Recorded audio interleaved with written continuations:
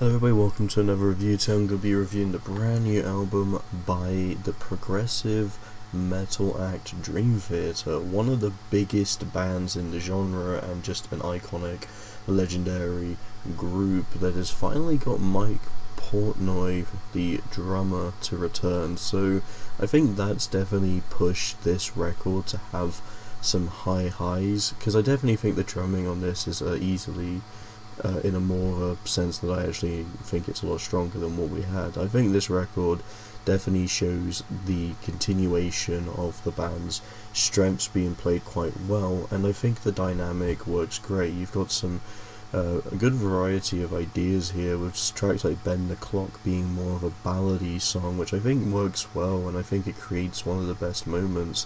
Then you have the instrumentation In the Arms of Morpheus, which is the opening, and it just reels you into Night Terror, which was one of the singles, and I think it's a great way they managed to work around that. I found the singles to be kind of underwhelming on this record, though. They were songs that I think worked fine, but I think in context of the record they'd be stronger. But I actually think the best material was the non-singles, especially with tracks like Dead Asleep as well. I think is one of the stronger songs we've had, especially for a bit in Dream Theater. But I must be honest, while I do enjoy the fact that they kind of got this concrete sound back, this definitely feels like Dream Theater, it kind of also feels a little underwhelming, as it kind of reminds me of just previous Dream Theater ideas put into this new record. And I think Dream Theater's always had a lot of consistency in their sounds, and they've also managed just to be a band that just creates a lot of great songs. But I think despite how good their material sounds, I think the output of this record just doesn't really give as much of the kick-ass standout tracks as I was hoping for. Parasomnia is definitely an interesting album, because I think it's more of a grower than a shower, and while as I said, you still get some great tracks, but I just don't think it reels you in quite as much.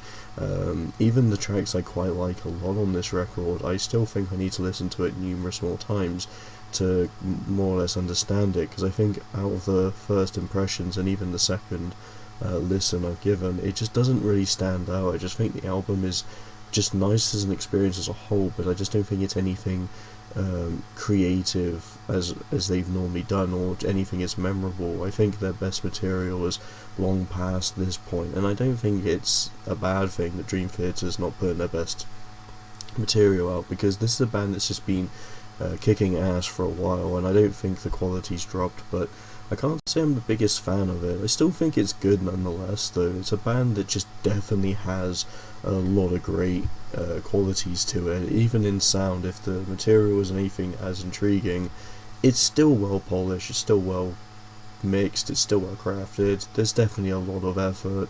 I just don't think it pays off to being as exciting to me. I definitely think the last record is stronger than this one, and I just find myself going more into the 90s to early noughties stuff of Dream Theater for a more concrete experience. It's a good album, but I'm going to give it a 3 out of 5. I definitely thought there'd be more to it, and I just wasn't really as impressed with it, but that's just my opinion. Hope you enjoy. Thank you so much for watching, and see you next video.